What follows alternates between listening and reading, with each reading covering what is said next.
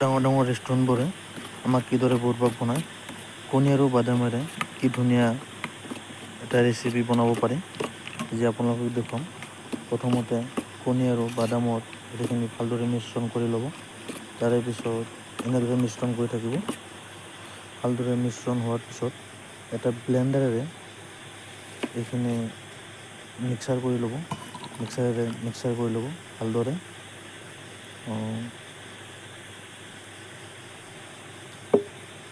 এনেকৈ মিক্সাৰ কৰিম। মিক্সাৰ হোৱাৰ পিছত মিক্সাৰ হৈ গ'ল, ভালদৰে মিক্স কৰি ল'লোঁ।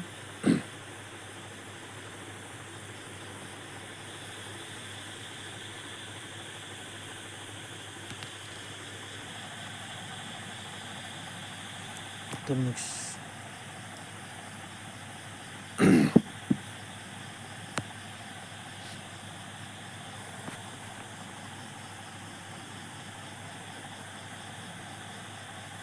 ইয়াতে অকণমান আধা কাপমান চেনি মিহলাব লাগিব। ভালদৰে মিশ্ৰণ কৰিব লাগিব। মই চামুচেৰে এতিয়া মিশ্ৰণ কৰি দিম।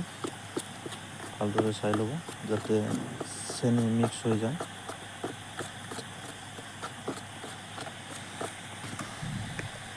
মিক্স হৈ গ'ল। এতিয়া মই আগতে বইল কৰি ৰখা 1 কাপমান গাখীৰ ইয়াত মিক্স কৰিম। মোৰ গাখীৰ ইয়াত বহুতখিনি আছে, গতিকে গোটেইখিনি দিব নালাগে। 1 কাপমানহে দিছোঁ।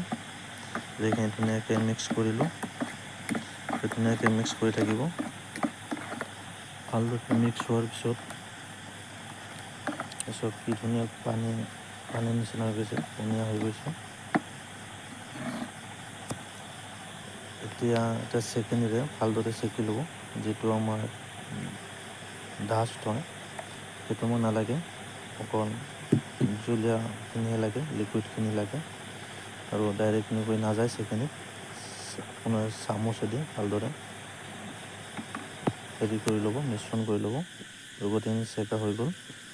আৰু এতিয়া চৌকাত এনেকৈ বাতিত ঢালি কিনে ঢাকি দিব। চৌকাত কেৰাহীত পানী অলপ দিব। পানী দি এনেকৈ ঢাকি দিব। মোটামুটি আধা ঘণ্টামান বইল কৰিব। আধা ঘণ্টামান বইল হোৱাৰ পিছত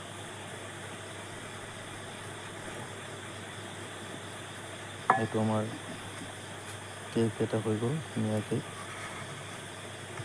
বাতিটোৰ চাৰিওপিনে ব্লেড বা চাকু এটাৰে কাটি ল'ব।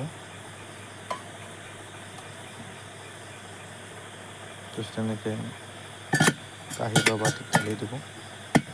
কি ধুনীয়া এটা কেক আমাৰ হৈ গ'ল।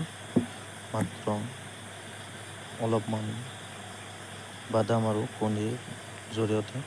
গতিকে আশা কৰিম ভিডিঅ'টো ভাল লাগিছে।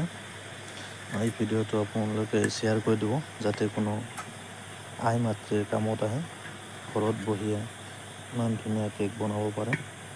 কাৰোবাৰ হেল্প হ'ব, সহায় হ'ব পাৰে। এই কেকটো বহুত টেষ্টি হয়, বহুত টেষ্টি হৈছে। আপোনালোকে নিজে ঘৰত বনাই চাব পাৰে। ধন্যবাদ।